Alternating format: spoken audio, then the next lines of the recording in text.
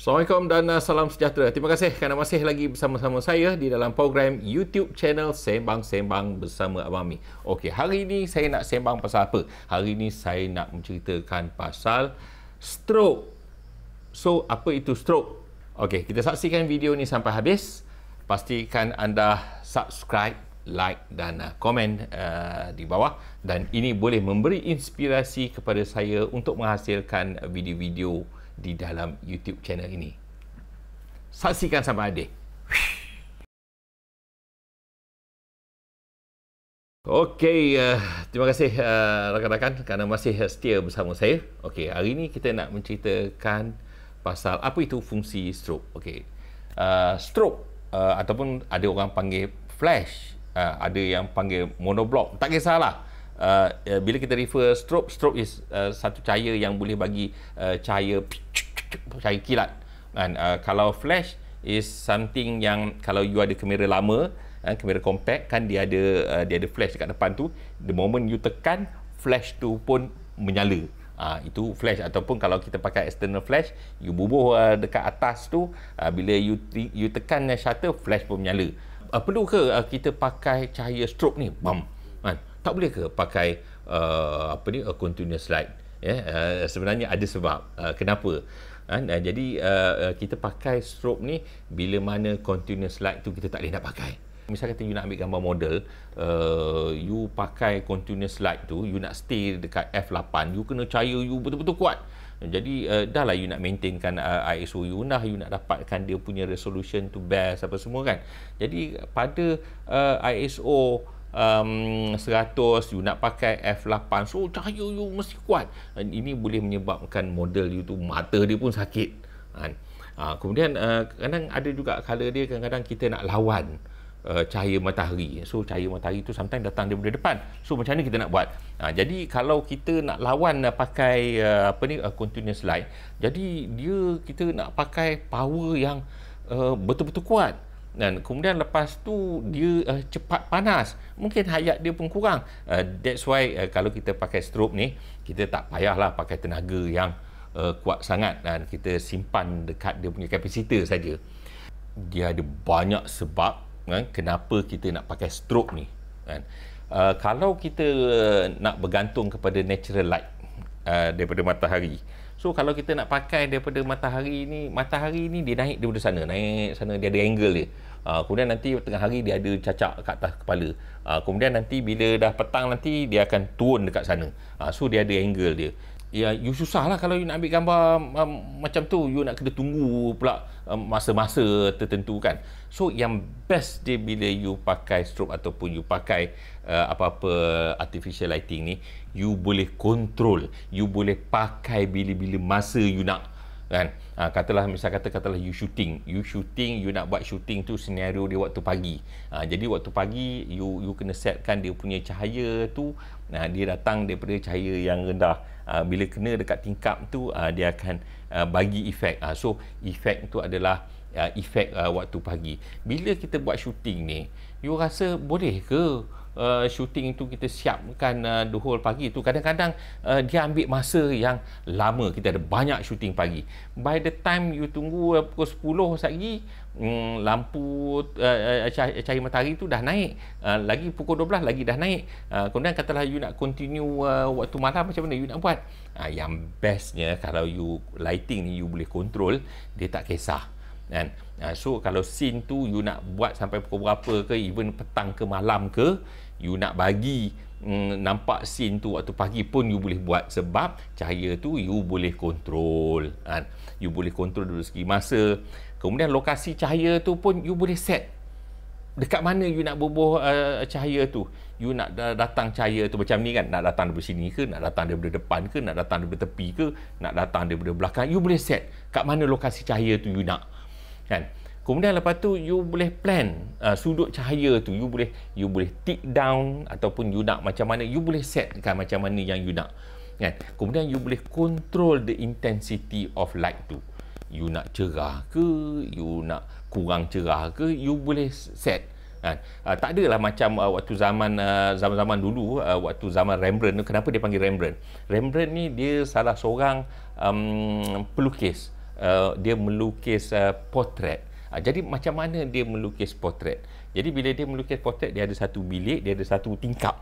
Tingkap tu di mana bila cahaya tu naik, cahaya tu dia akan mengenai dia punya model dia. Jadi dia menghasilkan, katalah cahaya datang daripada sini, kemudian lepas tu dia ada sedikit cahaya dia yang balance itu dia akan jatuh dekat bawah mata ni, dia membentuk segitiga. Itu dipanggilkan Rembrandt.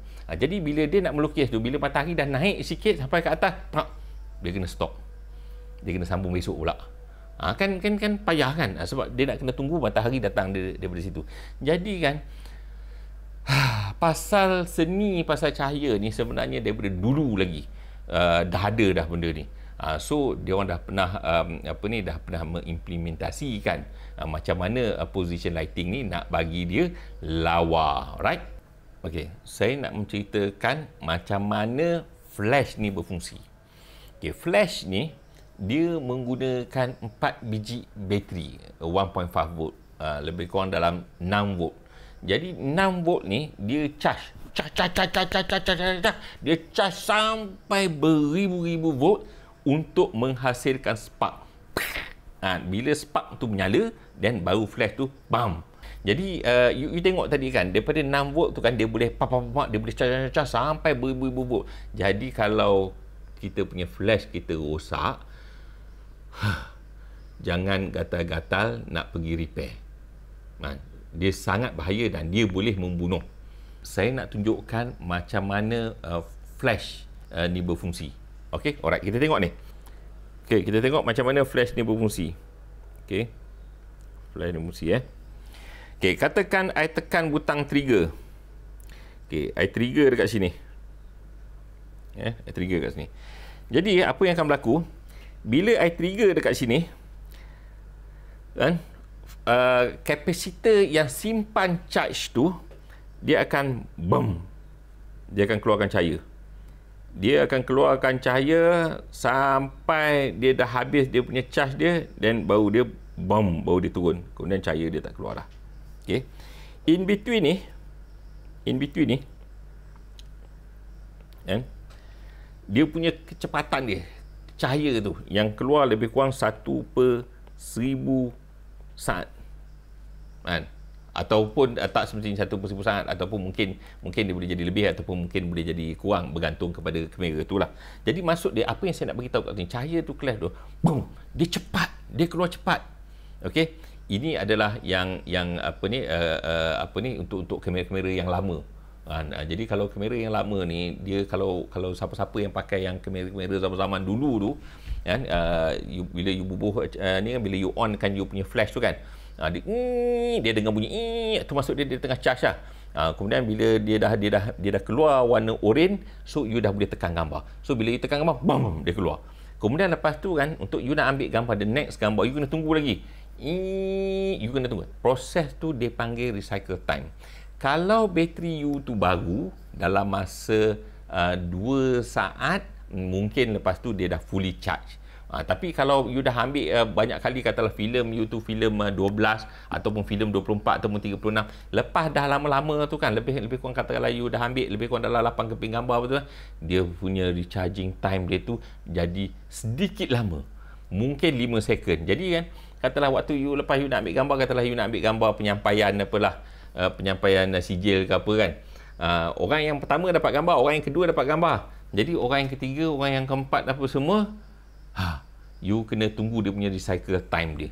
Jadi kalau dia lama recycle time tu, mampus, gambar pun apa pun tak dapat. Yang baru punya ni, dia boleh lepaskan charge tu mengikut power yang you nak. Contoh dia macam ni Okey, daripada full power ni, kalau you tengok ni, this is kalau full power. Full power dia sampai dekat sini, I boleh control supaya cahaya yang I nak hantar tu, I boleh hantar setengah power. Jadi macam mana nak buat? So apa you buat, tengok yang hijau ni I pergi sampai dekat separuh dia punya power dia akan hentikan cahaya dia tu. Jadi dekat sini is 1/2 dia punya power dia. Katalah ambil contoh lain lagi, I pakai suku power. Jadi bila suku power tu naik kan, dia suku je power. Bam.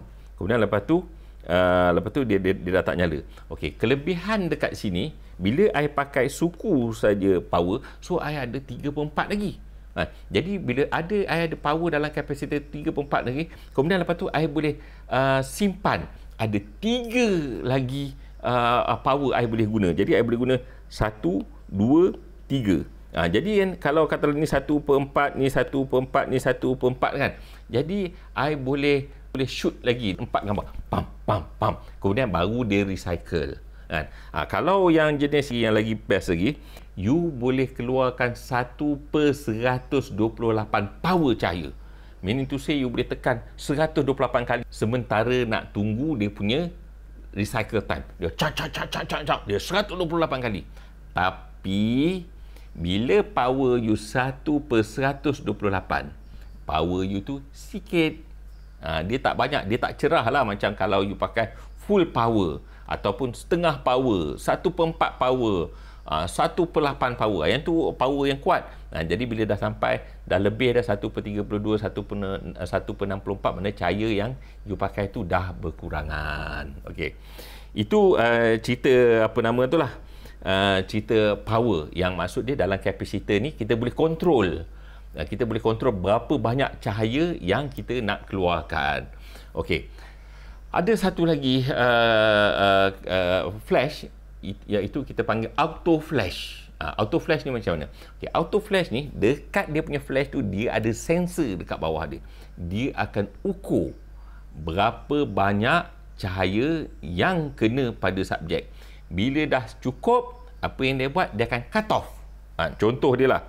Okay, let's say kita tengok dekat sini, kan? Okay, let's say I ada satu satu flash, katalah this is mode auto. Jadi apa yang buat, bila I tekan saja trigger, dia flash pun akan keluar, bam. Kan? Kemudian flash ni akan keluar, dia akan tengok, dia akan monitor at the same time dekat dia punya sensor. Bila sensor tu dah tengok cahaya yang kena tu dah cukup, bam, dia cut off. Dia cut off dia punya apa ni, dia punya cahaya dia, maksudnya cahaya dia cukup. Kan? Jadi tak adalah gambar tu over ke ataupun tak ada. Itu adalah yang pakai auto. Okey. Satu lagi kaedah yang sangat popular, iaitu dengan menggunakan TTL. Okey, kalau TTL dia lain. Okey, TTL dia macam ni. Okey. This is TTL. TTL ni bila kita tekan kita punya trigger kita dekat sini, kan? Bila kita tekan kita punya trigger dekat sini, so kan, cahaya tu dia keluar, dia the moment you tekan saja tu, yang pertama dia keluar dia keluar pre-flash. Dia keluar pre-flash tu maksud dia keluar sikit saja. Bam. Kemudian lepas tu dia buat analyze. Lepas dia buat analyze, dia tahu berapa banyak cahaya yang perlu dia keluarkan. Okey, katalah lepas dia dah tengok, kemudian lepas tu baru dia keluarkan the actual cahaya. Dia keluar the actual cahaya berapa, kemudian lepas tu baru dia cut off. Kan? So ini dia panggil TTL. Okey, jadi kan dalam proses ni dia buka dia punya shutter dia bukan semasa you tekan trigger tu. Dia ada sedikit lag. Okey, lag dia dekat mana? Lag dia dekat sini. Sebab shutter dia tu mula buka dekat sini. Shutter tu buka dekat sini. Dia buka dekat sini. Jadi kan dekat sini dia ada lag. Dia ada lag. Jadi lag ni menyebabkan kalau you katalah you nak ambil gambar kan, bila you nak ambil gambar kan, orang tu tengah shake hand, dia ada saat dia you nak tekan, you nak shake hand tu. Jadi kan you nak shake hand tu waktu masa dia naikkan tangan tu, sebelum dia tu waktu tu you nak tekan. Jadi waktu tu you nak tekan, kalau you tekan dia punya trigger dia, so you tak dapat that precise moment sebab dia ada lag. So bergantung lag dia tu dekat mana. Mungkin waktu you nak dapat moment waktu tu dia dah jatuh dah tangan dia. Ataupun kadang-kadang orang tengah bercakap, kan? Orang tengah bercakap, tengah bagi speech ke apa kan. Jadi kita nak tangkap gambar waktu dia tengah cakap dekat rostrum tu, waktu mata dia tengok dekat situ, waktu tu you nak tekan sebelum mata dia turun ke bawah.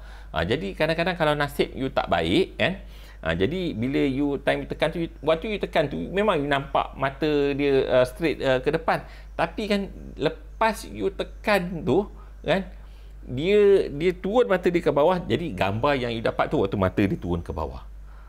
Jadi you kena faham bila you pakai TTL, memang dia canggih, memang dia auto, tapi dia ada lag. Lag ni kita kena faham. Jadi selalunya bila kita menggunakan strobe, kita prefer kontrol cahaya ni menggunakan yang teknik yang saya cakap tadi tu. Kita kontrol by berapa power kita nak keluarkan, full power, setengah power, suku power, 1/8, 1/16 ke, 1/32 ke, berapa ke. Jadi kita kena kontrol dia punya power dia. So zaman dulu kalau kita nak pakai strobe ni ataupun monoblock ke ataupun studio light ke apa ke nama ke, kita kena pakai kabel. Kita ada kabel flash panjang, kabel tu kan. So kabel tu satu kita cucuk dekat kamera, satu lagi kita cucuk dekat kita punya strobe kita ataupun monoblock kita. Jadi bila kita tekan saja, kita tekan saja, kemudian lepas tu dia akan trigger kita punya strobe kita pun menyala. Dulu kena pakai kabel. So berselirat dah dengan kabel. Okey. Kemudian dalam tahun saya rasa dalam tahun 2000 lebih kita dah start pakai infrared. Bagusnya infrared ni kita daripada jauh kita boleh trigger kita punya kita punya strobe kita tanpa menggunakan kabel. Tapi dia ada sikit masalah kan. Masalah dia macam mana? Kalau kita trigger di waktu tengah hari ataupun kita nak buat outdoor ke apa ke, ada sikit masalah. Sebab kadang-kadang dia tak trigger pun. You tekan-tekan dia tak trigger because of infrared punya signal ni. Bila you pakai waktu dalam siang ataupun you pakai dekat luar, dia punya receiver dia tak boleh nak retrieve. Itu dia punya kelemahan dia.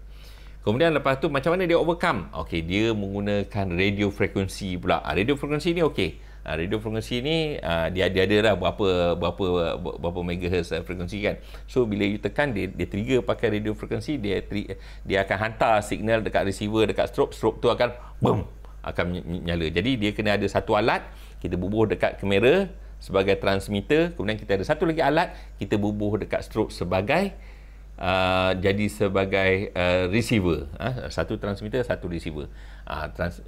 Bila kita tekan, transmitter tu akan hantar bam sampai dekat receiver, bam dia set, pop dia triggerkan kita punya strobe kita. Kemudian teknologi tu dah canggih lagi. Sekarang ni kita banyak pakai wireless. Kita pakai frekuensi sama macam kita punya alat-alat wireless, wifi kita apa semua kan, kita pakai lebih kurang dalam 2.4 GHz. So kita boleh kontrol. Sekarang ni lagi canggih sebab kita boleh kontrol daripada kita punya transmitter.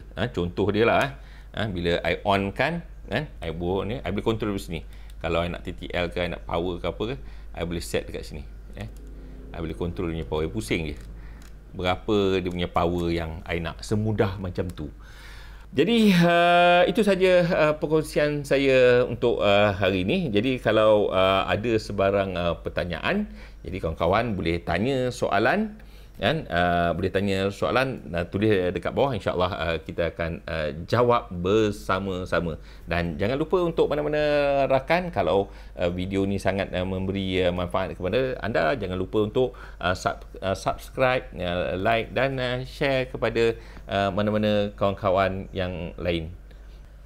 Okey, itu saja perkongsian kita pada hari ini. Nanti saksikan video-video saya yang seterusnya. Aktifkan selam anda.